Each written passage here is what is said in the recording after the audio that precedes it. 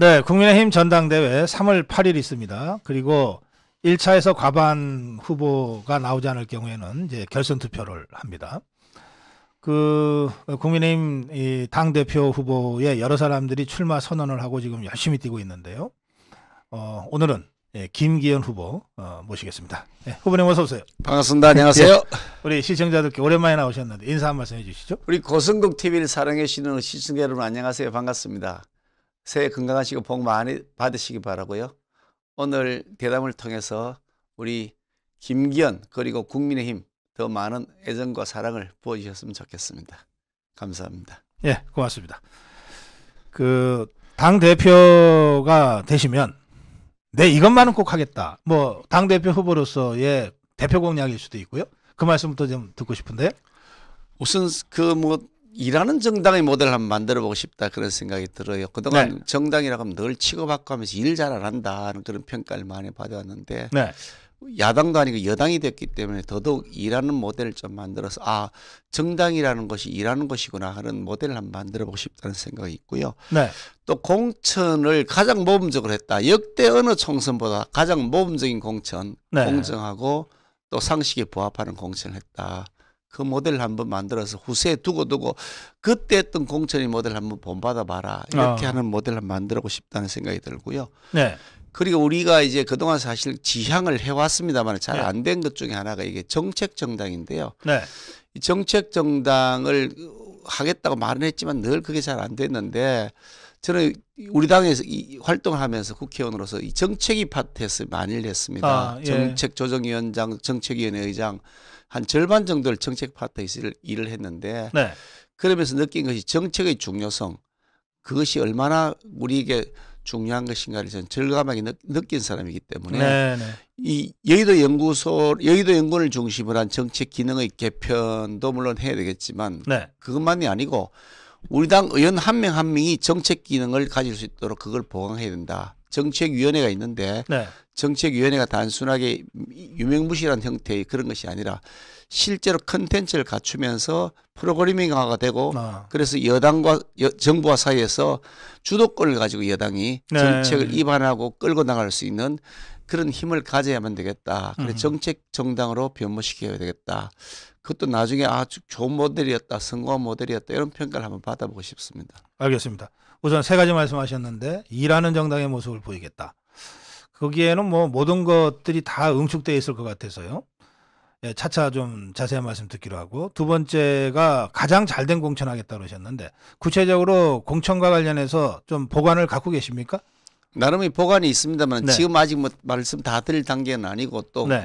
과정에서도 구성원들의 의견을 모아야지 내 생각 네, 이렇다고 일방적으로 내뱉어 놓으면 또 보나마나 수렴이 안 된 그 의견을 가지고서 또 뭐 이렇게 설랑설레 하지 않습니까? 예, 그러니까 똑같은 결과를 내더라도 네. 과정 프로세스 또 중요하거든요. 네. 그러니까 나름대로 보관이 있지만 대략 큰 틀에서 이게 뭐 상향식 공천이라는 큰 틀의 기본은 훼손해서는 안 될 것이고요. 네. 그것을 살리면서 어떻게 우리 당을 국민에게 부합하는 인물의 선발 과정으로 보여드릴 것이냐. 이거는 이제 몇 가지 기준들이 있습니다. 그 중에서 이제 뭐 어떻게 하겠다 이런 것들은 네. 그때그때 의견을 좀 모아야 될 것 같아요. 네. 네. 그것도 공론의 과정에서 공개 과정도 좀 거쳐야 될 것 같고요. 예.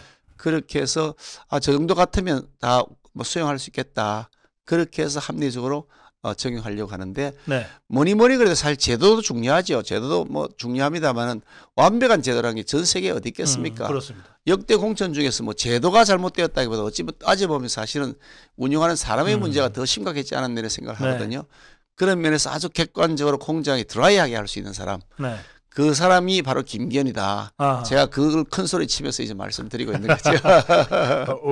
왜 가장 공정하게 공천할 수 있는 사람이 김기현이다라고 주장하고 계시는 겁니까? 제가 뭐 개파 없이 정치를 해왔고 지금도 나는 개파가 아니다. 네. 어떤 분이 나보고 뭐 윤심 후보냐 나 윤심 후보가 아니다 하는데요. 예. 어떤 분들은 자기가 윤심 후보라고 막 이렇게 거꾸로 얘기를 하고 계신 분들이 많잖아요. 내가 윤심이다 그러시는데 저는 저보고 윤심 후보냐 나 윤심 후보가 아니다. 네. 정의 심자를 붙이면 나는 민심 후보다 민심 후보 그렇게 예. 말씀드리는데 네. 제가 개파 없이 정치를 해왔던 사람이고 김기현이가 필요하고 이 우리 국민의힘의 김기현이가 필요하고 그리고 총선을 이끌기 위해서는 김기현과 같은 리더십이 네. 필요하다라는 것을 제가 호소하고 그것이 받아들여서 이기는 것이지 네. 네. 뭐 사람이 기대서 하는 정치 그거 안 해왔다고 저는 생각하는 사람인데 네. 그런 면에서 누구보다도 제가 훨씬 더 무게파 출신 뭐 독립적인 정치해온 사람 김기현이가 막 공정하지 않을까 그렇게 말씀드리고 싶습니다. 알겠습니다. 예, 설명을 그렇게 하시니까 바로 이 김장연대는 그럼 어떻게 설명할 거냐 이런 반론이 지금 들어올 것 같습니다. 김장연대뿐 아니라 뭐 김안연대도 하고 김나연대도 하고 다 할 거거든요. 네. 다 해야지. 우리 당 뭐 구성은 당신은 내 편 아니까 빠져. 당신은 나가 공천에 잘라버릴 거야. 이렇게 선포하면 그거는 같은 당을 하고 있는 것이라 볼 수가 없지요. 네. 우리가 이번 앞으로도 총선까지 1년에 남아 있습니다. 1년 남은 기간 동안 당의 시너지를 최대화시키려 그러면 모든 가용자를 다 끌어모아야죠. 네. 장제원도 필요하고요. 또 안철수도 필요하고요. 또 뭐 저기 나경원도 필요하고 다 필요한 인재들이 윤상현도 필요하고 다 필요한 인재들입니다. 네. 그걸 다 모아가지고 통합 시너지 효과를 내야 되는 것이지 당신은 빠져. 그러면 그거는 안 되죠. 아니 그래서 그중에서 제일 먼저 뜻이 부합한 사람 다 각자 후보가 뛴다니까 네. 손을 잡자 그래도 자기가 뛴다니까 잘 안 되지 않습니까? 그래요. 권성동 의원 같은 경우도 사실 본인이 아하. 뛰겠다고 했던 것이니까 네. 그런데 본인이 뛰지 않겠다고 한 분이 이제 장제원 의원이니까 제일 먼저 손을 잡고서 우리가 여기서 뭔가를 한번 시작해보자. 네. 그래서 또 마침 그게 철이 또 김장철이었어요. 그때 서로 얘기가 됐을 예. 때. 그러다 보니까 뭐 언론에서 회제되기를 뭔가 말하기 좋아서 김장연대 이렇게 표현한 것인데 네. 제가 뭐 공식적으로 김장연대라고 저는 말한 적도 없고 네. 네. 아예 거꾸로 물으시더라고 언론이 김장연대를 공식 선포할 거냐 그러기에 네. 아니 그렇게 뭘 선포하냐 선포할 그 계획이 전혀 없다 말씀드렸고요. 네. 근데 아니 이게 저는 좀 자주 밥상 비유를 하는데 국민들에게 좋은 밥상을 차려놓고 예. 이렇게 밥상 잘 차려져 있으니 맛있게 드세요. 그러면서 우리에게 표를 주십시오. 이렇게 말씀드려야 된다고 생각하거든요. 네. 네. 김장도 있어야죠 밥상에. 김장만 있으면 안 되지 않냐. 된장찌개도 있어야 되고요. 네. 그리고 또 뭐 두부도 좀 있어야 될 거고요. 또 국도 맛있게 끓여야 될 거고요. 공깃밥도 맛있게 해놔야 될 거 아닙니까? 그중에 김장이 철이어서 김장을 담은 겁니다. 김장을 담근 것이고 예. 지금 이제 김장은 이게 김치 냉장고에 잘 넣어놨고요. 네. 지금 이제 된장찌개 끓이고 어허. 그리고 요즘 지금 뭐 하고 있냐면 연포탕 끓이고 있습니다. 연포탕. 예, 연대 포영탕평. 아하. 예, 우리 당 모두를 연대하고 네. 뭐 김나여도 연대하고 김안도 연대하고 김윤도 연대하고 다 김건도 연대하고 다 연대해야죠. 아하. 예. 그 연대와 그리고 그 포영과 그리고 통합. 탕평. 탕평. 예, 탕평. 이렇게 연포탕을 끓이겠다. 요즘 네. 연포탕 열심히 끓이기 위한 작업을 하고 있습니다. 알겠습니다. 그러면 나경원 전 대표요. 이번 전대에 출마해야 된다고 생각하십니까? 출마하면 안 된다고 생각하십니까?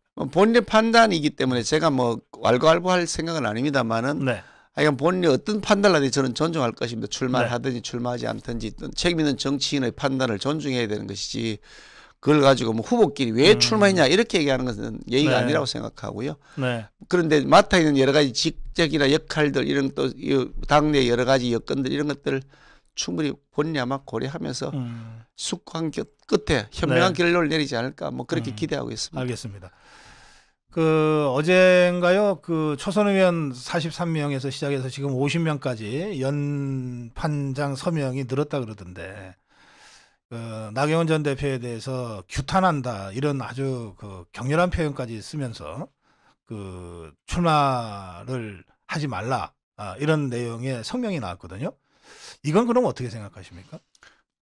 아마 초선 의원들끼리 모여서 뭐 얘기를 해서 서명을 하고 이렇게 한 것 같은데요. 네. 저도 내용을 나중에 좀 읽어보고 자세히 읽어보지는 않았습니다. 예. 대충 읽어봤는데요. 그 내용이 실제로 사실은 그 부분은 나경원 전 대표가 조금 저는 그렇게 해서 안 되는 일을 했다고 생각해요. 무슨 얘기냐면 대통령의 본인에 대한 해임 결정 그것에 대해서 본인 너무 편의주의적으로 내 입장에서 그걸 해석했다. 네. 그것이 일반들 사이의 문제라면 또 뭐 그럴 수도 있겠다 싶은데 대통령의 결단을 네. 사실은 고민 끝에 한 결단 아니겠습니까? 본인이 사퇴서를 냈는데 네. 사퇴서를 수리하는 절차가 아니고 해임이라는 결정했다 그러면 대통령도 나름대로 고민이 없지 않았을 거 아니겠습니까? 그거 네. 그렇게 함부로 할 일은 아니지 않겠습니까? 그렇다 그러면 그런 고민에 대해서 나름대로 좀 더 신중하게 접근을 했었어야 되는 것 아니냐. 근데 그거를 참모들에게 속아서 대통령이 아. 잘못 판단하기 싫다 이렇게 얘기하게 되면 네. 그거는 예의가 아닌 것 같다. 네. 그래, 그런 면에서 조금 좀 더 신중했으면 좋았을 것 하는 아닌가 생각이 들어서 그런 아쉬움을 저는 가지고 있습니다. 네, 알겠습니다. 예, 조선 의원들의 연판장은 바로 그 점을 지적한 것이다. 예, 그런 뜻입니까?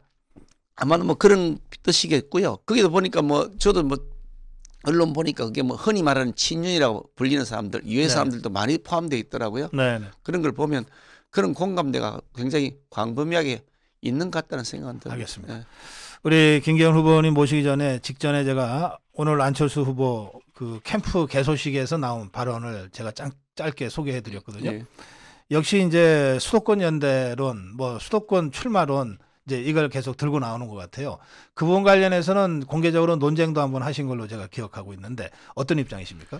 수도권 출마가 아니라 뭐 아니 내년 총선에서 지면 수도권 출마해가지고 당선됐다 국회의원 배지 달고 다닐 수 있을까요? 대표가 되는 사람이요. 네. 수도권 출마 우리 국민들이 저 사람이 수도권에 출마한지 당 대표라는 사람이 수도권에 출마하지 않는지에 따라서 표를 수도권 표를 몰아주고 안 몰아준다라고 판단한다면 정말 그 유치한 발상이다. 네.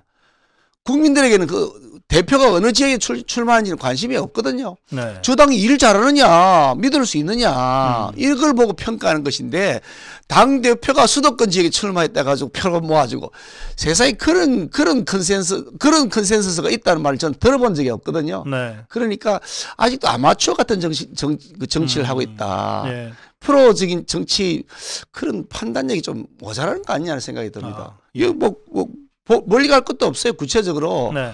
바로 3년 전에 있었던 선거도 사실은 대표가 수도권에 출마했는데 4.15 총선이요. 예, 그렇죠. 우리가 참패했지 않습니까? 네. 그 이전에 박근혜, 네. 강재섭 이런 사람이 당 대표할 때 우리가 총선을 치러서 우리가 이겼거든요. 네. 그 TK에서 대표하니까 이기고 오히려 수도권에서는 선거를 졌다. 그러니까 그거는 수도권이면 진다, 영남권이면 이긴다 이런 의미가 아니고요. 네. 당을 맡은 지도 리더십이 제대로 일을 하고 좋은 인물을 골라내고 국민들의 공감대를 얻느냐. 네. 이 리더십의 자질의 문제인 것이지 어느 지역 출마하는지를 갖고 논쟁을 벌인다면 정말 넌센스다. 그럼 수도권 이기려면 전부 수도권 대표만 계속 만들면 되겠네요. 그런 유치한 발상이 어디 있습니까 세상에. 예, 알겠습니다. 저기 우리 김기현 후보 캠프의 이름이 5560 이기는 캠프입니까? 맞습니다. 5560이 무슨 뜻입니까? 당 지지율 55%, 아, 대통령 당 지지율 지지율? 60% 만들겠다. 대표가 되어서 총선 전까지. 당 지지율 쳤어요. 55%, 예, 예. 대통령 지지율 60%. 언제쯤 이 목표를 달성하실 총선 직전에 해야 될 것 같습니다. 총선 직전. 그래야 선거에. 그러면 제가- 한 1년? 제가 원내대표가 될 때 그때가 이제 2020년이었나요? 그런 것 같은데 네. 그때가 저기 그거 됐습니다. 저기 당 2021년이네. 2021년에 4월 달에 제가 원내대표가 됐는데 그때 네. 우리 당 지지율이 25%를 왔다 갔다 그랬습니다. 많이 네. 올라가면 28% 아니면 또 떨어지면 25%. 총선 참패 후에 한참 떨어졌을 그렇죠. 때. 엉망이 될 때 25% 내외를 왔다 갔다 할 때 제가 이 당 원내대표를 맡았거든요. 네. 제가 원내대표 선거 나가면서 내가 원내대표면 40% 올리겠다 큰 소리 쳤습니다. 네. 근데 그해 연말에 실제로 40%가 됐습니다. 나름대로 수치를 계산을 해서 네. 그때보다는 지금 여건이 좋다 이거죠. 대통령도 우리 편에 있고요. 네. 또 우리가 예산이라고 하는 수단도 가지고 있고 정책 구사할 수단도 가지고 있고요. 네. 지방의회, 정부도 그때 비해서 뭐 압도적으로 우리가 지금 많아져 있거든요. 네. 우리가 가지고 있는 수단, 인적 풀 이런 것들이 훨씬 많아졌으니까 그때보다는 한 단계 올라가야 되겠다. 그런 계획을 알겠습니다. 제가 지금 아주 선포했죠. 2021년 그 1년간 이제 원내대표 때 경험을 이제 말씀을 하셔서 갑자기 생각이 났어요. 그때 당 대표가 이준석이었던가요? 그렇죠. 예. 많은 분들이 우리 김기현 후보님 출마 이후에 그 이준석이 그렇게 당에 해악을 끼치고 특히 이 윤석열 대통령이 후보로 확정된 이후에도 여러 번 애를 먹였잖아요. 뭐 가출도 2번씩이나 하고. 왜 그런데 당의 투톱이었던 김기현 원내대표는 당시에 왜 그 상황을 제대로 수습을 못하고 수수방관했냐 설명을 좀 듣고 싶다 이런 질문들이 많이 올라왔었어요. 그 점 좀 설명하시겠습니까? 그 사태를 가장 효율적으로 그리고 네. 그리고 대선을 이길 수 있는 그런 통합의 모드로 수습한 사람이 저 김기현이잖아요. 아, 예. 그걸 수습 안 했으면 우리 대통령 선거 졌겠죠. 그때 제가 또 이준석 대표에 대해서 그런 질문이 나오기에 네네. 뭐 윤석 대표 때문에 사실은 우리가 질 뻔했다는 표현을 했더니 아하. 그것도 막 그냥 반박을 하고 그러시던데 그런데 사실 그 당시에 뭐 이준석 대표가 가지고 있던 장점도 일부 있었습니다. 뭐 네. 전혀 없었던 건 아니죠. 그런데 그것이 나중에 대통령 선거 후보를 뽑고 나서 굉장히 많은 갈등이 있었지 그렇죠. 않습니까? 예. 뭐 두 번에 거친 가출도 있었고요. 네네. 그때 많은 분들이 저보고 그러셨어요. 이준석 대표를 쫓아내라, 탄핵해라. 그렇게 하셨는데요. 이준석을 예, 윤석 대표를 당 대표에서 쫓아내라 그랬죠. 쫓아내라 예. 그랬습니다. 본인이 사퇴하지 않고 쫓아낼 수 있는 방법이 있느냐라고 제가 물었거든요. 네. 사퇴하지 않고 쫓아낼 수 있는 방법은 정치로 탄핵하는 것이라고 저한테 얘기를 해요. 정치적 탄핵이 뭐냐? 이랬더니 우리 당에서 의원총회를 해가지고 네. 당 대표가 이준석이 아니라고 선언하라고 하는 거죠. 아하. 그래서 제가 정말 황당한 얘기다. 의원총회에서 이준석 대표가 우리 당 대표가 아니라고 의결을 해서 선포하면 그러면 우리 당의 대표가 이준석이 아니게 되나요? 법적으로는 계속 불가능한 이준석으로 가는 거죠. 예. 나는 여전히 당 대표라고 계속 일을 하시겠죠. 막을 수 있는 방법이 그 있습니까? 이후에 이준석이가 각종 그 소송을 근거를 보면 뻔하지 않습니까? 말씀하신 대로 그때 의총에서 결의가 있어도 이준석이는 끝까지 버텼겠죠. 그래서면 선거 망한 거죠. 저는 그게 뻔히 예견되었거든요. 네. 사퇴 의사는 명확하게 없었고 그리고 법적 절차를 통해서 대표를 쫓아낼 수 있는 방법이 없는 상태입니다. 그러면 할 수 있는 선택은 뭐냐? 예. 뽑혀져 있는 대표와 후보와 사이에 갈등을 잘 중재해서 그걸 통합의 시너지를 낼 수 있는 길을 찾아야 되는 것이 우리가 할 수 있는 선택이지. 아니 그러면 이준석 대표를 쫓아낼 수 없는데 당신은 대표 아니요 이러면 그럼 끝이 나나요? 알겠습니다. 말이 안 되잖아요. 안 되는 얘기를 가지고 된다고 얘기하는 거죠. 당시로서는 현실 가능한 최선의 방법과 길을 찾아서 어떻게든 수습해냈다. 그렇게 해서 결국 예. 울산 회동도 만들어냈고 1월 6일 날 대통합 다시 만들어내고 그래서 이겼던 거 아닙니까? 아니 그럼 다른 방법이 있으면 저한테 얘기해 보시죠. 뭐 방법이 없는 걸 가지고 자꾸 억지를 부리시는 분들이 있으면 저는 이해가 안 돼요. 그 알겠습니다. 사람들이요. 예. 자, 원내대표로 있으면서 대선판을 어쨌든 치러냈습니다. 지금 설명하신 대로. 그리고 지금 윤석열 대통령 정부가 출범한 후에 이제 당대표 출마를 하셨어요. 우리 김기현 후보가 보시는 윤석열 대통령 어떤 사람입니까? 사실 윤석열 대통령이 정치에 입문했다고 할 수 있는 시간이 얼마 되지 않지 않습니까? 그럼요. 그래서 많은 분들이 걱정을 많이 했어요. 네. 그동안 평생 검사로만 살아왔는데 과연 큰 틀의 그 대국적 국정 현안을 볼 수 있는 안목이 예. 있을까?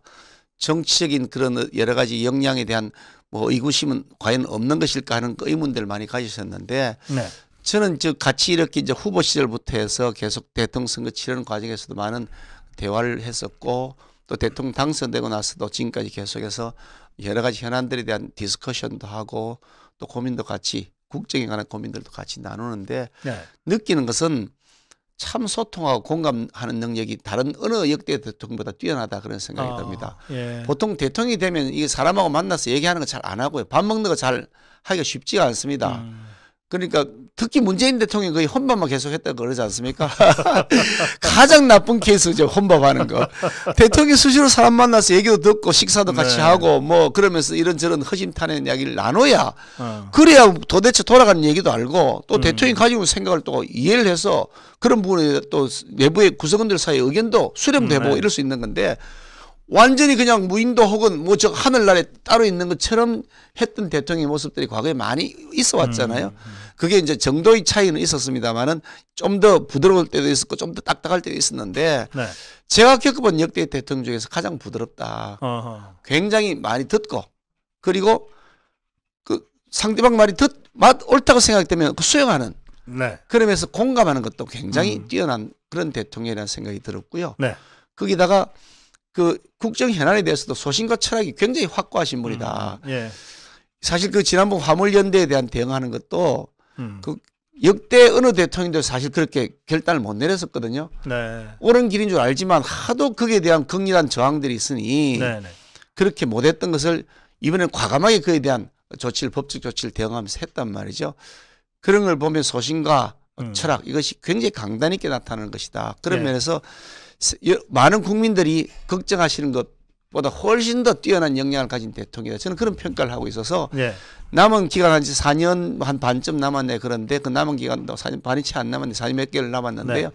그 남은 기간 동안 제대로 그 활동할 수 있도록 여건만 만들어지면 역대 가장 성공한 대통령이 될 수 있겠다. 예. 또 그래 만들어야 되겠다. 네. 또 그래 만들어야 우리도 다음에 다음 대권을 이어갈 수 있으니까 네네. 저는 그 일을 내가 대표가 되면 해야 되겠다 그런 생각을 가지고 있습니다. 알겠습니다. 최근에 윤석열 대통령에 대한 국정평가 지지율이 조금씩 뭐 상승하거나 약간 보합세에서 또 이제 랠리를 하거나 이러는데 최근에 그 국민의힘의 그 지도부급의 몇 사람이 그런 말씀을 하신 거가 제가 기억이 납니다. 우리 후보님도 그런 말씀 하셨는지 모르겠는데 내년 총선은 윤석열 대통령의 얼굴로 치르는 거지 뭐 당대표의 얼굴로 치르는 것 아니다. 이런 취지의 발언들이 몇 사람이 했던 것 같아요. 그런데 대통령이 총선에 직접 후보로 나오는 것도 아니고 총선에 어떤 형태로든 선거에 개입하는 것은 지금 법적으로 금지되어 있지 않습니까? 그러니까 같은 표현을 해도 대통령이 국정 운영에 성공해서 국민들이 윤석열 정부에 대한 높은 지지가 있으면 그것이 후광 효과로서 당이 그것을 잘 선용하면 좋다. 이렇게 한다면 저는 뭐 이건 일리 있는 말이라고 생각하지만 선거를 윤석열 대통령 얼굴로 치른다. 이건 뭔가 오해의 소지가 있을 수 있다. 그런 생각이 들거든요. 그 점은 어떻게 보십니까?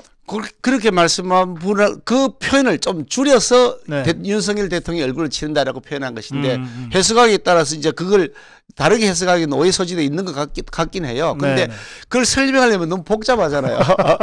예전에 박근혜 대통령이 한참 인기 좋을 때 박근혜 대통령께서 제일 인기 좋을 때에 있었습니다. 그때 박근혜 대통령하고 찍은 사진 한 장 걸어서 선거 현수막을 쓰려고 난리법석이었거든요. 그렇죠. 그게 박근혜 대통령 얼굴로 치른 선거다 이런 의미인 건데 박근혜 대통령 인기가 좋고 잘한다 그럴 때는 그 박근혜 대통령 얼굴 사진 하나 걸어놓는 거로 선거를 이긴다고 이렇게 했던 거거든요. 그런 의미를 담은 것이니까 그거를 너무 이렇게 뭐 이게 곡해할 필요는 없는 것이고요. 대통령이 일을 잘해서 야 윤석열 대통령 얼굴 보니까 나 기분 좋아. 나 찍어줘야지. 이렇게 되도록 해야 된다는 의미를 갖고 있는 거죠. 알겠습니다. 예. 그 총선에서 지금 몇 석을 목표로 하십니까? 몇 석이라고 사실은 말씀드리고 싶은데 뭐 말씀드린다면 200석 이렇게 말씀드리고 싶죠. 그런데 굉장히 조심스러운 게 있습니다. 왜냐하면 우리가 20대 총선에서도 그랬는데 20대 총선에 우리가 2020년이죠. 20년 4월에 치르는데 그 한 해 전 2019년 12월 달에 우리가 180석 할 거라 그랬습니다. 그래서 우리가 180석 한다는 얘기가 쫙 돌았거든요. 그러다가 우리가 103석으로 쪼그라들었는데요.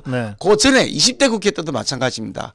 그때 20대 국회 때도 우리가 거의 연말쯤에 그 전에 연말쯤에 180석 한다는 얘기가 돌았습니다. 그랬었어요. 180석 한다고 그랬던 얘기가 돌았다가 나중엔 최소한 과반을 할 거야라고 했다가 그게 120으로 쪼그라들었거든요. 180석이라고 얘기하는 순간 갑자기 이게 확 우리가 충격을 받았던 그 악몽이 있어서 마음 같아서 200석 하고 싶다고 말씀드리지만 전략적 모호성을 유지하겠다. 그것은 그래 하면 분명히 또 다른 야당의 공격을 받게 될 것이다. 그러면 국민들은 저거 다 된 줄 알고 있는데 금방 지내 오만하네라는 평가에 직면할 것이다. 그래서 그런 의석수를 얘기하는 건 굉장히 사실 조심스럽다. 우리가 트라우마를 2번이나 겪었기 때문에. 자신은 있지만 몇 석이라고 공식적으로 공표하는 것은 그건 신중치 못하다. 마음 같았어야 200석 하고 싶죠. 지금 우리 국민의힘의 전대 룰이 이번에 바뀌었지 않습니까? 그래서 100% 당원 투표에 이제 결선 투표까지 도입을 했는데 지금 김기현 후보는 지지율 1위를 이제 며칠 전부터 기록하고 있습니다. 목표가 어떤 겁니까? 1차에서 과반 득표로 끝내는 겁니까? 아니면 2차 결선 투표까지를 준비하고 계시는 상황입니까? 저는 뭐 제 목표는 당연히 1차 투표에서 과반을 해서 거기에서 끝내는 것이 목표고요. 뭐 이기는 것도 목표지만 그 과정, 선거의 레이스 과정도 가급적이면 이게 그 충돌이나 불협화음이 덜 생기도록 해야 되겠다. 그런 생각을 가지고 있고요. 그래서 이게 조금 확실하게 이제 우위가 정해지면 그런 격렬한 충돌도 줄어들 수 있지 않겠느냐. 또 결선 투표까지 가야 될 만큼 치열해지면 또 만만찮은 후유증이 생길 것이다 이런 생각도 한편 들어요. 그래서 네.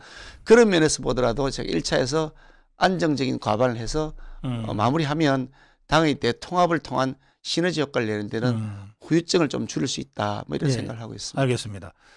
그 여론조사 기관 내에서의 여론조사가 최근 한 3개 여론조사에서 1위를 기록했습니다. 김기현 후보가요. 그런데 그 여론조사 2, 3주 전에 한 달 전에 한 여론조사들도 있잖아요. 네. 그때는 여론조사 수치가 그렇게 많이 안 나왔죠. 그래서 대부분의 여론조사 회사가 그 여론조사 결과를 발표하면서 김기현 후보가 뭐 전주에 비해서 전전주에 비해서 뭐 10%, 20% 급상승했다 이렇게들 이제 분석해서 보도하지 않았습니까? 그 급상승을 인정하신다면 그 급상승의 원인은 어디에 있다고 지금 파악하고 계시는지요? 몇 가지 요인들이 있을 겁니다. 왜냐하면 네. 여론조사를 한다 하더라도 후보를 누구를 넣느냐 몇 명을 넣느냐에 따라서 그렇죠. 달라지는 예. 것이고 저를 지지하는 층하고 겹치는 후보들을 아. 넣었을 때하고 뺐을 네. 때하고 저희 지지율이 이제 달라지는 것인데요. 네, 뭐 몇몇 분들이 이제 많이 빠졌지 않습니까? 좀 더 아. 단순화됐거든요. 네. 빠진 후보들의 지지율이 저한테 많이 모이는 그럼 것도 대표적으로 플러스일 것이고 권성동 뭐 의원의 누구라고 말씀드리면 또 좀 그렇긴 한데 그래요? 예. 제 입으로 뭐 언론의 평가를 하는 건 있는데 제 네. 입으로 말씀드리면 뭐 언론은 좀 그렇게 그렇고요. 보도하더군요. 예, 그런데 뭐 사람에 대한 얘기가 조심스러워서 그런데요. 네, 어쨌든 간에 그게 플러스 요인이 된 것도 있고요. 네. 레이스가 이제 본격화되었습니다. 예전에는 이제 뭐 밋밋하게 가다가 12월 달에 이제 우리가 전당대회를 치른다라고 공식 선포를 했고요. 네. 그전에는 전당대회 언제 할지도 모르고 하니까 별 관심도 없이 진행되니까 저는 후보로 나왔다고 아무리 외치고 다녀도 네. 국민들 관심은 별로 없어서 주목받지를 못했죠. 음. 그러니까 인지도가 떨어지는 저 입장에서는 네. 아무래도 불리한 조건에서 레이스를 치르는 거죠. 네. 사람을 모르는데 어떻게 지지하겠느냐. 어허. 당연한 거 아니겠습니까? 네. 그런데 본격적으로 12월 중순부터 이제 한다라고 선포하고 그게 레이스가 시작되고 한 달 정도 되었는데요. 관심도도 높아졌고 또 그 과정에서 김기현이가 그동안 열심히 걸어왔던 네. 그동안 정치를 하면서 걸어왔던 그걸 한 번씩 이렇게 다시 돌아보게 되니까 괜찮네 저 사람.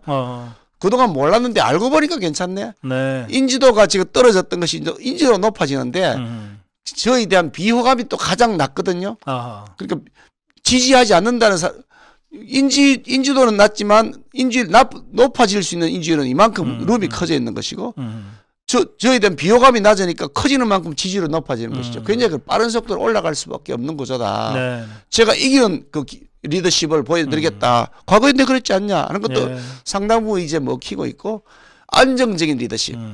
김기현 저 사람 맡겨놓으니까 당이 안 시끄럽더라. 시끄러운 거 있으니까 다 조용히 알겠습니다. 시키고 잘하더라. 예. 뭐 이런 것들이 평가받고 있는 것이라고 봅니다. 예, 그 추세를 계속 밀고 가서 1차에서 좀 안정적으로 승리해서 당의 대통합과 화합을 도모하고 싶다. 이제 이런 말씀으로 제가 이해를 하겠습니다. 예, 그렇습니다. 예, 시간이 다 돼서 마무리 인사 말씀. 벌써 다 했습니까? 하고 싶은 말이 많은데 벌써 30분이 지났네요. 예. 우리 권성국 TV를 살아계시는 많은 우리 애청자 여러분 감사드리고요. 정말 금년 한 해 여러분 모두 건강하시고 복 많이 받으셨으면 좋겠고 무엇보다 우리 국민의힘이 새 단장을 잘해서 내년에 꼭 총선 압승을 해서 정말 대한민국의 미래를 멋지게 만들어가는 그런 중심축이 되도록 더 하겠습니다. 그 중심에 김기현 많이 기억해 주시고 사랑해 주셨으면 좋겠습니다. 감사합니다. 예, 고맙습니다. 55는 당 지지율, 60은 대통령 지지율을 목표로 제시한 것이고요. 이 목표를 통해서 총선 직전에 당 지지율 55, 대통령 60이라는 지지율을 기록하는 대표가 되겠다. 그래서 총선 압승하고 윤석열 정부를 성공시키겠다. 예, 이런 목표를 갖고 오늘 저희들하고 대담하셨습니다. 말씀 잘 들었습니다. 고맙습니다. 감사합니다. 예, 윤상현 후보 모시겠습니다. 후보님 어서 오세요. 예, 윤상현입니다. 예, 오랜만입니다. 예, 예, 박수 치시려면 크게 치세요. 예. 네, 우리 시청자 여러분께 인사 말씀과 또 출마의 변 함께 해주시죠. 정말로 또 오랜만에 인사드립니다. 윤상현입니다. 제가 올해 정치를 시작한 지 한 20년 가까이 된 것 같습니다. 그래서 지난 20년 동안 한국 정치 또 대한민국을 생각해 보니까 정치는 더욱더 황폐화되었고 또 대한민국은 뭐 지역 간, 세대 간, 이념 간, 젠더 간 더욱더 분열되었습니다. 그래서 왜 이런가 보니까 정치가 제대로 바로 서지 못했다. 정치가 바로 서지 못한 첫째 이유는 우리 정당이 바로 서지 못했다. 그래서 이 우리 국민의힘 정당을 꼭 정치를 떠나기 전에 꼭 한번 바로 세우고 싶다. 이런 생각으로 출마하게 됐고요. 많은 사람들이 야 윤상현 왜 활동하는 거에 비해서 이 지도가 안 떠? 그래서 저는요 무소속 벌써 수도권에서 2번 했고요. 무소속 오래 있었고 또 문재인 정부의 이 정치적인 기소 재판하느라고 활동할 수가 없었습니다. 그래서 최근 가을 겨울에서야 이제 완전히 무죄로 끝났고 이제 다시 정치적인 기지개를 켜고 있습니다. 그래서 이게 본선에 들어가면 달라질 것입니다. 이런 식으로 말씀을 드리고 있습니다. 일단 당원 쪽에 들어가면 지금은 이제 국민참여 여론조사 그러니까 그동안에 활동을 못해서 대중적인 인지도가 많이 떨어지는구나 그걸 느끼고 있고요. 그러나 당 발전시키고 총선 승리, 윤석열 정부 승리 그런 면에 있어서는 누구보다도 강자다라는 확고한 자부심을 갖고 있다는 말씀도 올립니다. 예. 당원들을 계속 만나고 계시겠죠? 예. 당원들이 제일 많이 하시는 말씀이 어떤 말씀인가요? 당원들의 말씀은 뭐니 해도 윤석열 정부의 성공입니다. 네. 그 총선 승리 2가지 가장 큰 말씀을 하시는데 제가 혼자 곰곰이 생각해 봤습니다. 윤석열 정부의 성공 다 그 성공 얘기를 하는데 대한민국 우파 정부 중에 지금까지 성공한 정부가 있었나? 성공한 정부가 거의 없었습니다. 확률적으로 보면은 10%도 안 되는 확률입니다. 그래서 윤석열 정부 성공 또 총선 승리 가능성 최근에 갤럽 여론조사 보니까 윤석열 정부 견제론이 한 55나 되더라고요. 윤석열 정부를 도와줘야 된다 41.4%. 그래서 2가지 주제를 생각할 때 야 이거 아니구나. 내가 뭘 되겠다라는 것보다는 대한민국 살리고 윤석열 정부 정말로 제가 보는 이 화끈한 남자 우리 윤석열 대통령을 한번 멋진 대통령 만들어드리고 싶다. 좀 애잔한 느낌을 많이 가지고 있습니다. 저는. 그래서 그래요? 나서게 됐다는 말씀입니다. 윤석열 대통령이 그 정치권에 입문한 지도 얼마 안 되지만 대통령에 취임한 후 따지더라도 7개월 조금 더 되거든요. 그런데 그 사이에 너무 많은 일을 겪었고 지지율도 뭐 굉장히 많이 지금 이렇게 출렁이었어요. 그 웬만한 정치 경험이나 연륜이 있는 정치인들도 사실 버텨내고 견뎌내기 쉽지 않았을 상황인데 지금 윤석열 대통령이 지금 어쨌든 그 최악의 상황을 넘어서서 지금 안정적으로 40%대 진입을 한 것 같거든요. 어떻게 평가하십니까? 윤석열 지금 대통령 한 40%좀 넘고 계신데 우리가 윤석열 대통령한테 이 바라는 것은 윤석열 다음이거든요. 윤석열 다음이라는 건 뭐냐? 지난 5년 동안 이 문재인 정부가 무너뜨렸던 법치, 원칙, 공정, 상식 이런 거거든요. 최근 민노총 지도부에 대한 어떤 원칙적인 법적인 대응을 보면서 다시 느끼는 겁니다. 그래서 윤석열 대통령 다음을 느껴서 다시 지지율이 회복이 되고 있다. 이렇게 보고 있습니다. 역시 그 화물연대의 집단운송거부, 민노총의 명분 없는 총파업 이것에 대한 윤석열 대통령의 강력한 그 노사법치주의와 원칙적 대응 여기서 국민들이 윤석열 다음을 다시 보기 시작을 했습니다. 그러면 앞으로도 윤석열 다음을 국정에서 구현하기 위한 이 3대 개혁이 더 강하게 드라이브 돼야 될 것 같은데 조금 전 조경태 의원은 3대 개혁은 꼭 필요하고 해야 되는데 사실은 그걸 하면 할수록 표는 떨어질 수 있다. 이런 걱정을 하더라고요. 표는 떨어지는데 결국 뭐 연금 개혁 이것을 원래 내년도에 제시하려고 그랬습니다. 원래는. 그때 이제 여러 언론에서 올해 제시를 해라 해서 올해 제시하는 쪽으로 됐고요. 그래서 원래 이 연금 개혁에 대한 시기를 윤석열 정부가 끝나는 때를 타겟으로 삼았다가 결국 너무 늦는 거 아니냐. 너무 늦추는 거 아니냐 그래가지고 올 정부 안에서 하는 가닥을 이제 잡고 있는데 그러려면 역시 중요한 것은 이 여야 정파의 합의입니다. 여야 정파의 합의를 통해서 결국 국민들한테 고통, 분담을 호소하는 거기 때문에 여야 정파의 완전한 컨센서스가 중요하지 않나. 그런 면에 있어서 접근하면은 뭐 충분히 할 수 있다라고 보고 있습니다. 만약에 여야가 어렵겠지만 어쨌든 합의를 이끌어낼 수 있다면 그러면 표 떨어져도 같이 떨어질 테니까. 같이 떨어지니까 일단 보험료율 같은 경우에 보면은 우리가 9%거든요. 보험료를 올려야 되거든요. 그거에 대해서 올리는 거에 대해서 뭐 여러 가지 저항이 있을 수 있고 또 반발이 있을 수 있는데 그거에 대해서 여야 정파의 완전한 컨센서스로 가면은 같이 이제 정치권에 부담이 되니까 그런 식으로 또 대통령께서 여야 정파를 설득하는 이런 리더십 또 보여주시는 게 좋을 것 같습니다. 윤석열 정부의 성공 또는 윤석열 대통령의 성공, 그다음에 총선 승리 이렇게 두 가지 말씀하셨는데 총선 승리 전략을 갖고 계십니까, 대표 후보님은? 총선 승리, 솔직히 총선 승리 좀 전에 말씀드렸습니다. 결국 총선 승리라는 것은 한마디 수도권 승리입니다. 왜 그러냐면 아시다시피 민주당 호남을 석권할 거거든요.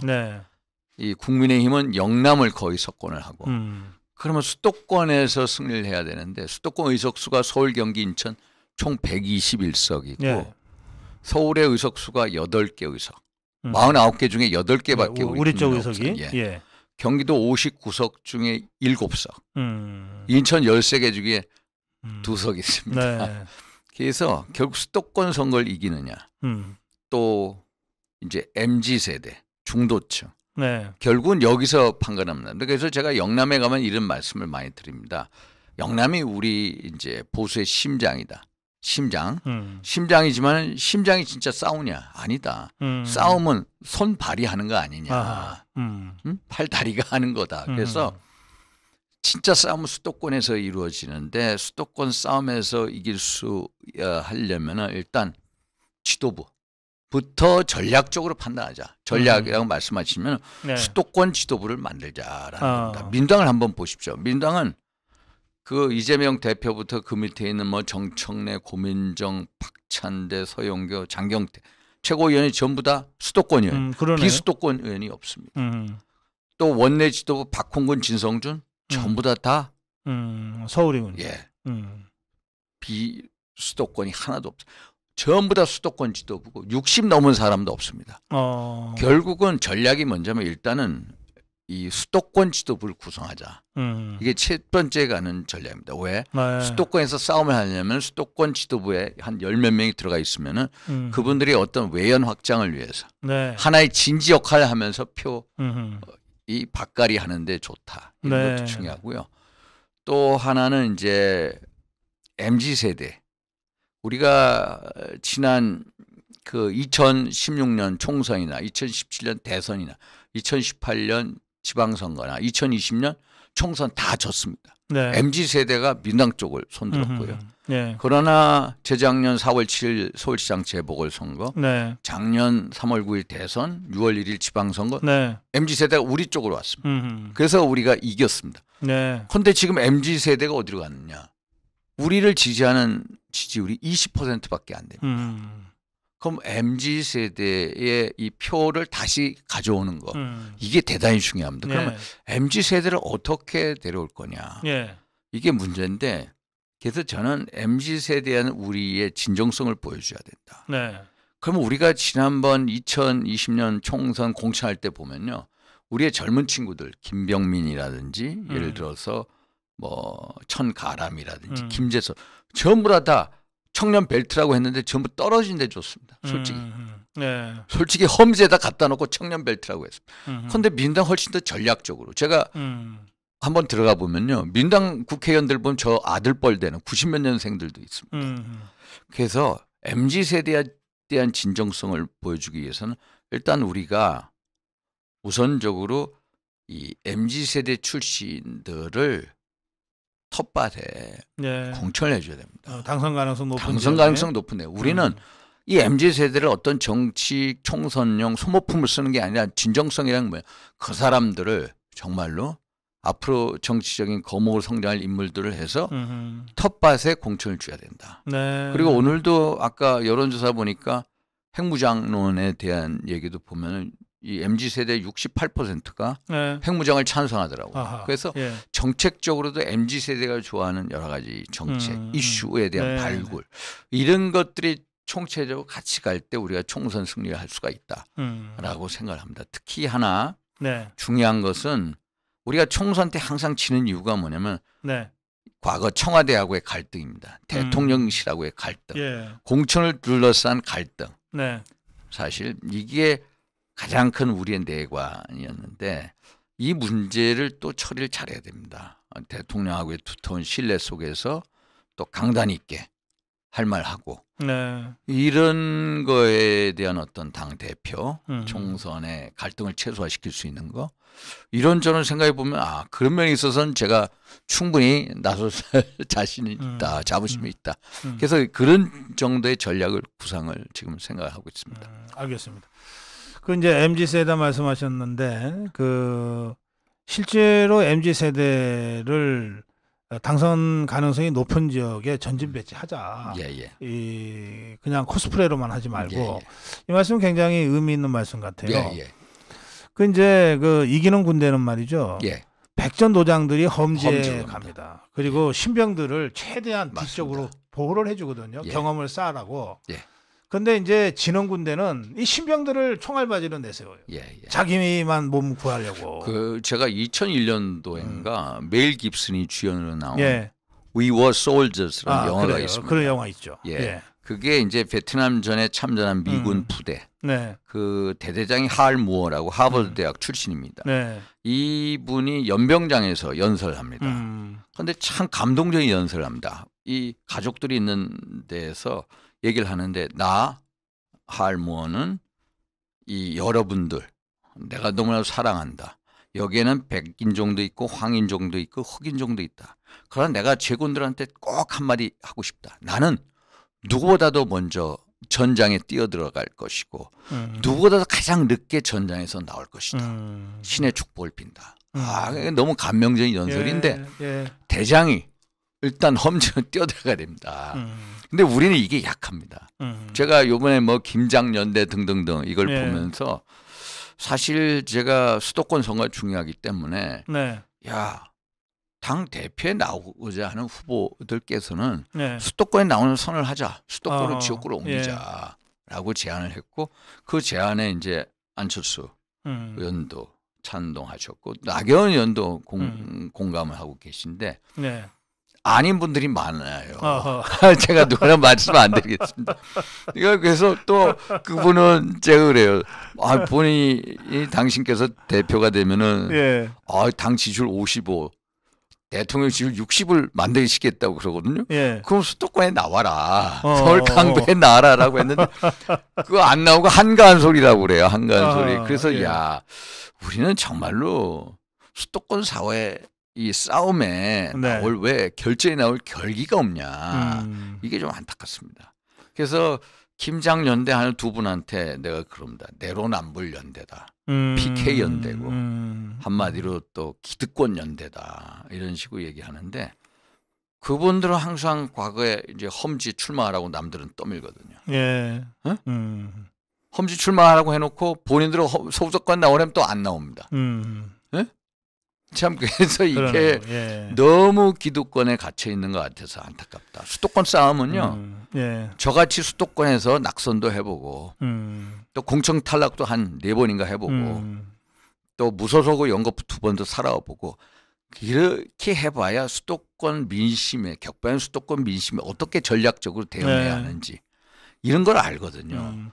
그래서 수도권 싸움을 한번 해봐야 우리 과거에 정몽준 의원 같은 경우에는 울산에 있는 텃밭을 버리고 2008년도에 동작을 해왔습니다. 그래서 이겼거든요. 이런 결기가 필요하다. 이런 말씀을 드립니다. 지금 말씀 중에 거론한 이 안철수 후보나 뭐 아직 출마 여부는 결정되지 않았습니다만 나경원 전 대표 다 수도권에서 그러면 수도권에서 나경원 의원도 동작을에 떨어지셨고요. 그리고요. 황교안 대표님도 또 종로에서 떨어지셨고요. 수도권에는 그렇습니다. 2020년 4.15 총선 때 예. 이제 황교안 대표가 뭐 사실은 등 떠밀려서 예. 자의반 타의반 종로 출마를 했는데 그때 그 광화문 집회에서 갑자기 험지 출마를 선언했어요. 그러면서 당의 지도자급 인사들 한테 함께 험지 출마해달라고 요청을 요청했는데 공개적으로. 아무도 안 했죠. 근데 딱 한 명 했어요. 한 명 누가 있습니까? 김병준. 김병준 선생님 맞습니다. 김병준 선생님. 세종시로 나가서 떨어졌잖아요. 떨어졌습니다. 예. 그러니까 딱 한 명 험지 출마론에 호응한 거예요. 예. 그러니까 이 당이 얼마나 초라해. 초라하죠. 초라합니다. 저는 그래서 예. 윤심팔이 하는 사람들의 그거를 진정성을 안 믿습니다. 솔직하게. 예. 정말로 대통령에 충성한 사람이라면요. 네. 그분들의 지역구를 이렇게 보면은 전부 다 공천이꼴 당선된 텃밭입니다. 야, 정말로 내가 대통령한테 충성한 사람이라면은 예. 그 지역구 후배들 키워주고 딱 오야 되거든요. 네. 예? 수도권에 와서 한석이라도 우리의 그 지경을 넓히는 이런 뭔가 결기. 이게 결국 대통령에 대한 충성 아닌가 이런 생각이 들거든요. 예. 우리는 그게 약합니다. 네. 알겠습니다. 그래서 우리는 그게 참 약해서 전체적으로 우리 당의 모습을 보면요. 야, 여기는 이념 집단이 아니고 이익 집단의 모습. 이익 집단. 이념성이 없습니다. 네. 민주당은 예를 들어서 조국이나 추미애나 뭐 여러 사람들이 좀 얼토당토한 얘기를 하더라도 지들끼리는 감싸주거든요. 네. 그렇죠? 예. 감싸주는데 야, 왜 그런가? 얘네들은 좌파 이념에 투철한 이념적인 동지의식을 갖고 있다. 그런데 우리는 야, 이념적인 동지의식이 없습니다. 그냥 이익만 있을 뿐입니다. 네. 그러니까 이게 당이 제대로 서질 않는다. 네. 이런 면에서 안타깝습니다. 네. 그래서 당을 한번 이 DNA를 혁파하고 싶다. 네. 제가 혁파하고 싶은 게요. 이 뺄셈 정치의 DNA, 이익 집단의 DNA, 그리고 국민과 당원들한테 군림하는 그 DNA, 네. 이것을 꼭 깨고 싶습니다. 네. 이제 김장연대에 대한 비판을 예. 하셨는데 언론에서는 수도권 연대론을 예. 계속 얘기하거든요. 이 수도권 연대론 얘기할 때는 우리 윤상현 후보, 안철수 후보 그리고 출마를 하게 될 경우에는 나경원 후보 이렇게 세 사람이 되는 거죠? 예, 맞습니다. 저는 뭐 안철수 후보하고는 이제 무소속에 있을 때 우리 안철수 후보께서 재작년 서울시장 후보 경선에 나왔을 때부터 제가 옆에서 계속 우리 정치적인 조언을 해드렸고요. 네. 낙선한 이후에도 국민의힘하고의 합당을 제가 못하게 말렸습니다. 때가 아니다. 그리고 국민의 당을 좀 더 존속을 시킨 다음에 외연 확장을 시키자. 그리고 대통령 후보 나가라. 안 하려는 분을 제가 이제 나가야 하는 이유는 우리의 어떤 외연 확장을 하고 정권 교체를 위한 외연 확장의 이 쓰임을 받는 분이 바로 당신이다. 그걸 하셔야 된다. 그래가지고 출마 선언도 하겠고요. 제가 출마 선언 한데 제가 직접 갔고. 그래서 외연 확장을 하고 또 우리 대통령 후보하고 이 만남도 제가 추선을 했습니다. 그래서 만났고. 그래서 우리 셋이 뭉쳐야 이 나라를 살린다라는 결의도 했고. 그래서 이제 일단 정권 교체에 성공한 다음에 그 다음에 이제 합당으로 이제 이 절차를 밟은 겁니다. 그래서 저는하고는 정책 동지라고 생각을 하고요. 일단 제가 수도권 문제에 대해서 출마 선언 후보로 나선 분들이 다 같이 어떤 출마 선언문을 작성하자 이게 화답을 했고 또 저하고의 지향점이 같습니다. 수도권 대표가 해야 이 총선을 잘 이끌 수가 있다라는 인식이 같아서 물론 이제 한마디로 저는 협력적인 경쟁 관계라고 봅니다. 그래서 뭐 연대, 수도권 연대, 뭐 윤한, 안윤 연대 이런 것은 언론에서 붙인 건데요. 일단 김장 연대에 대해서 대항하는 수도권 연대를 언론에서 붙였는데 수도권 연대가 이게 가면 갈수록 그 파괴력이나 그 중요성이 강조될 것이라고 봅니다. 예, 예. 수도권 출신이 당 대표가 되는 게 맞냐, 영남권 출신이 당 대표가 되는 거 맞냐. 아마 내달 2월 2일, 3일 날 이제 등록을 하게 되고 그런 분위기가 이기면은 아마 비율이 7대3 정도는 될 겁니다. 알겠습니다. 수도권 대표가 된다. 민당을 한번 봐라. 민당이 전략적 선택을 하지 않느냐. 예. 예. 우리 윤상현 후보님 이제 당 대표로서의 대표 공약이라면 어떤 공약을 갖고 계십니까? 대표 공약은요. 예. 일단 이 DNA 저는 가장 중요한 게 예. 일단 뺄셈 정치의 DNA를 혁파시킨다. 예. 덧셈 정치 한번 만들고 싶습니다. 예. 박근혜 대통령 탄핵 결국 결과가 뭡니까? 결국은 대한민국을 망존하게 만든 겁니다. 무지막지한 문재인 정부를 태동시키지 않았느냐. 예. 그래서 박 대통령을 탄핵하고 뺄셈 정치하는 그 DNA가 대한민국을 망졸라게. 네. 또 저 같은 사람 친박 공천 학살시켰습니다. 그래서 결국 2020년 총선에서 우리 당이 103석으로 쪼그라들었고 민당은 거대 정당으로 185석인가요? 했고 그래서 어떤 이 박근혜 대통령 탄핵과 그리고 또 우리 친박 공천 학살 등을 보면서 뺄셈 정치의 폐해가 너무 크기 때문에 네네. 덧셈 정치로 바꿔야 된다. 그리고 좀 전에 말씀드린 우리는 너무 이익 집단의 근성이 강하다. DNA가. 네. 어떤 이념 집단으로 바꿔야 된다. 그러면 제가 이념 집단을 바꾸기 위해서 어떻게 해요? 자유민주주의 우파 이념에 투철한 네. 신념을 가진 이념적 동지 집단이 돼야 되는데 그게 안 됩니다. 네. 그러면 제가 보기에는 대표적으로 어떻게 하면 저는 여의도 용권을 개편하고 싶습니다. 네. 여의도 용권이 어떤 전직 지금은 뭐 국회의원들의 어떤 이제 그 자리로 하나의 전리품 같이 돼 있는 그게 아니라 당대 최고의 우파적인 이론가 우리 앞에 계시잖아요. 앞에 당대 최고의 우파 이론가를 여의도 용권장으로 모셔야 됩니다. 그래서 국민의힘에 예. 어떤 이념적 좌표를 찍어주고 예. 정책에 대한 이념적 근거를 만들어주고 그리고 국회의원들에 대해서 대한민국 자유민주가 얼마나 소중하고 당신이 왜 투사가 돼야 되는지 이념적인 교육을 시켜야 된다. 당원들도 이념 교육을 시켜야 되고 또 하나는 이 정당이 서비스 정신이 없습니다. 네. 정치는 한마디로 저는 지역에서 유권자나 국민들에게 서비스를 선사함으로써 감동을 주는 건데 이 당은 서비스 정당이 아닙니다. 오히려 군림하는 정당입니다. 그래서 정말 서비스 정당. 야 국민의힘 완전히 윤상이 대표된 다음에 달라졌네. 야 네. 배달 수요일 날 셋째 수요일 날 7시에 나와서 거리 청소를 하네. 봉사활동 완전히 봉사단체 같이 가기로. 야 중앙당 민원국이 24시간 불이 꺼지지 않아. 거리인들이 찾아갔는데 먹을 걸 나눠줘. 네. 뭐 이런. 야 사고가 났는데 우리 당원들이 야 112, 119를 찾는 게 아니라 우리 당 000을 찾았는데 야 진짜 이런 식의 어떤 당의 이 어떤 이 이미지가 바뀌어야 된다. 서비스 정당은 온건히 태어나야 된다고요. 특히 중요한 게 저는 당원이 말로만 주인입니다. 이 집단은요. 네. 진짜 당원이 주인이 되는 정당을 만들고 싶습니다. 그러면은 우리 국회의원의 당협위원장이 당원들 핵심 당자 위에 군림합니다. 이거 없애야 됩니다. 정말로 우리 당원들을 겁내야 됩니다. 네. 겁내야 되기 위해서는 어떻게 당원이 진짜 주인이 되기 위해서는 당원이 소환을 해야 됩니다. 국회의원이나 당협위원장을 소환을 해야 됩니다. 네. 책임 당원이 뭐 한 40%가 서명을 하면은 딱 소환 절차에 들어가고요. 당원 네. 소환제. 네. 그리고 어떤 총선 공천 이럴 때 당원의 어떤 그 퍼센티지를 완전히 반영할 수 있게 하고요. 네. 또 하나 중요한 거는 제가 이렇게 보면은 이 중앙당이나 또 우리 당협에 비사실이 많습니다. 비사실 전부 다 덮어둡니다. 워낙 진짜 당원이 국회의원이나 당협위원장이 당원을 겁내야 됩니다.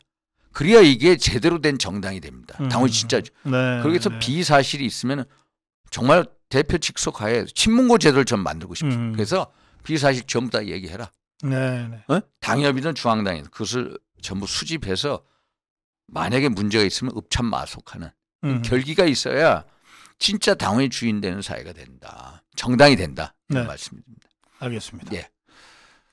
예, 약속 된 시간에서 좀 더 3분 남았어요. 예, 예. 그리고 이 다른 후보들에게도 딱 30분으로 인터뷰를 마무리했기 때문에 3분 남았는데 제가 질문한 건 다 했거든요. 또 뭐 어떤 거든 말씀하세요. 우리 저는 우리 시청자들이 거의 대부분 당원들이시니까 책임 당원들이시니까 당원들께 왜 윤상현인지, 왜 윤상현이어야 하는지 호소하시는 시간 드리겠습니다. 왜 윤상현이어야 하는가? 첫째, 윤석열 정부의 성공.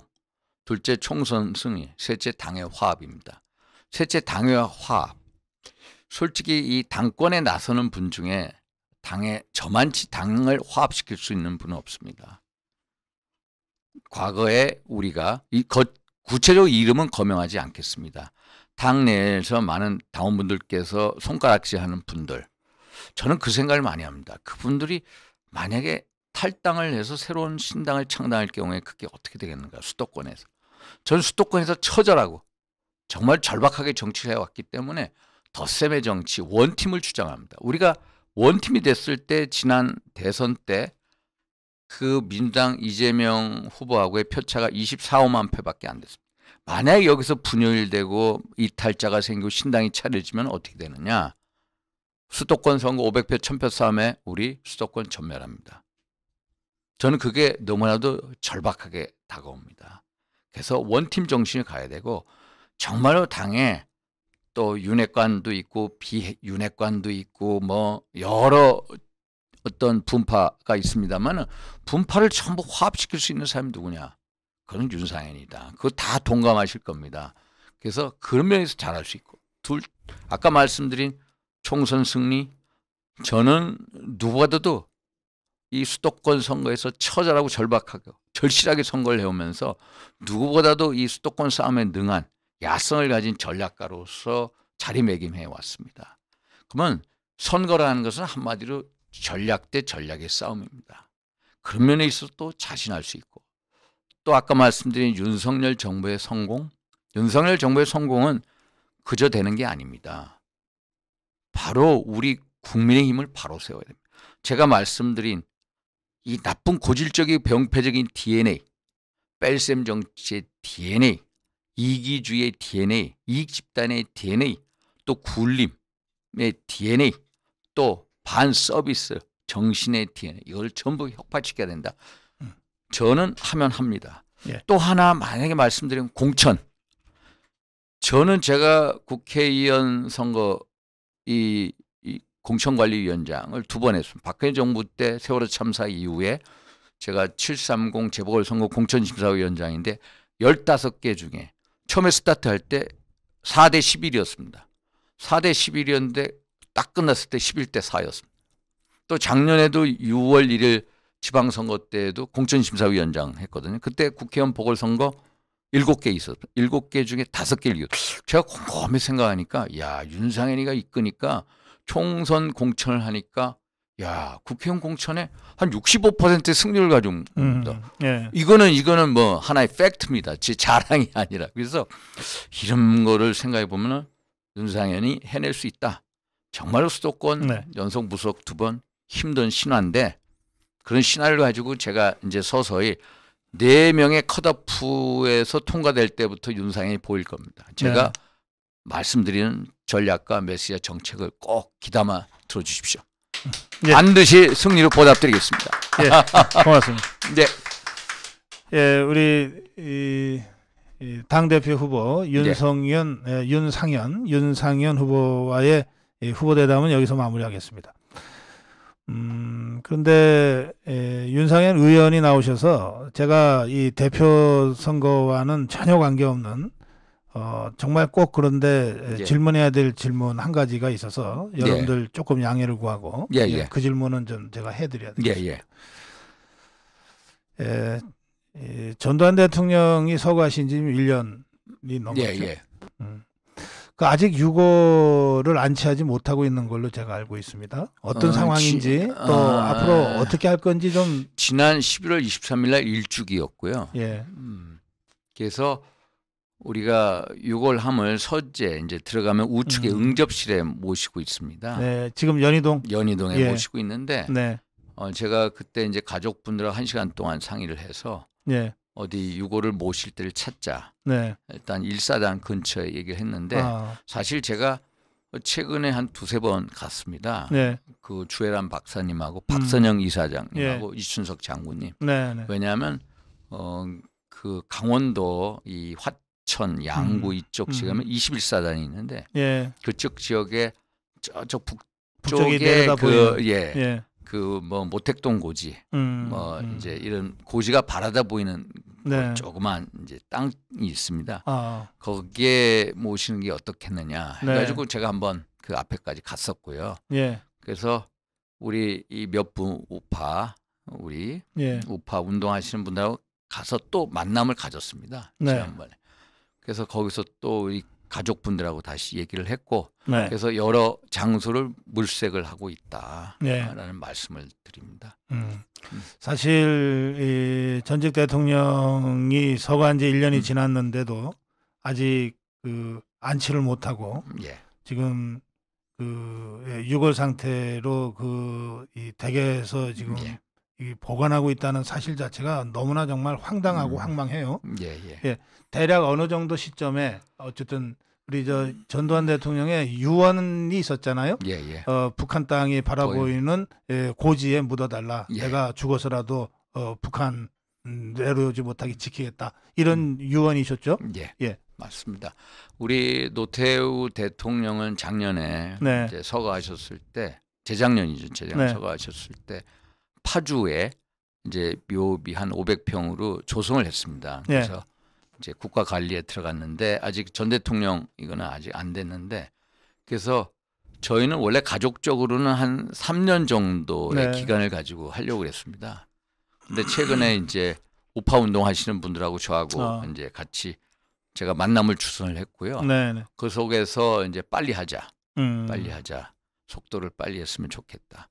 그래서 제가 이제 우리 옛날 장모님 모시고 현장을 갈 예정입니다.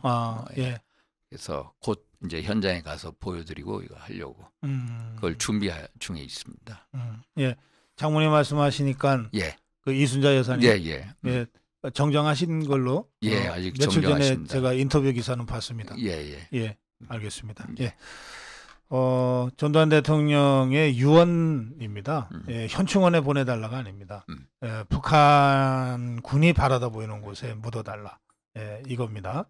그 유언을 조금 앞당겨서 빨리 좀 이루도록 지금 가족들과 논의 중이다. 이런 말씀. 자, 오늘 수요일 저녁입니다. 오늘은 이 국민의힘 대표 경선에 나가는 후보 조경태 후보 그리고 지금 윤상현 후보 두 분의 후보와 후보대담으로 특별대담 보내드렸습니다. 윤상현 후보님 수고하셨습니다. 감사합니다. 고맙습니다. 고성국 TV는 자유우파의 목소리를 대변해 왔습니다. 좌파와 이념 전쟁이 일상이 된 지금 고성국 TV는 더 적극적으로 좌파와 투쟁하고 자유우파가 나아갈 길을 열어나가겠습니다. 우리 손으로 대통령을 만들었지만 아직 세상은 바뀌지 않고 있습니다.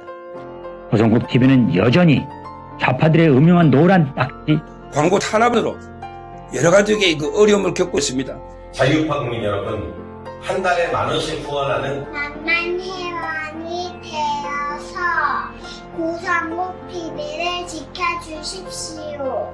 올 한 해 많은 분들이 후원해 주셨지만 10,000명의 회원이 되기까지 딱 2,000명이 부족합니다. 올해가 가기 전 2,000분만 더 10,000만 회원이 되어주십시오. 고성국 TV는 고성국 TV는 여러분이 곁에서 여러분과 함께 대한민국을 지켜나가겠습니다. 감사합니다.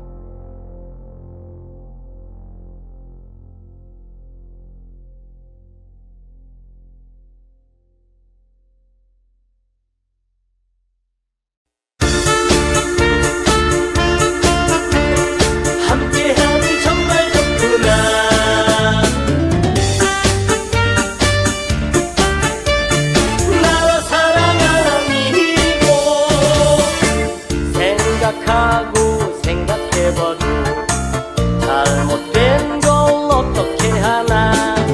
해봤자 소용없다. 가만히 있으면 달라집니까? 한 번도 못 혼나라. 오면은 안 되는 세상. 이번엔 우리가 한다. 뭉쳐서 바꿔야 한다. 자유로운 우리의 나라. 아차하면 저들의 나라. 어림없다 걱정 없다. 아미고가 지킨다.